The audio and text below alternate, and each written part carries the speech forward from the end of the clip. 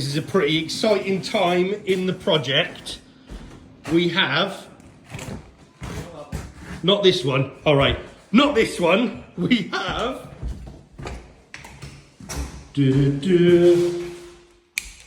lights and lights. We're getting really civilized, and it's not on yet, but I've done the prep work for an electric shower, heated shower inside. I've saved time by running the electric cable with the wet pipe work. Very, very safe.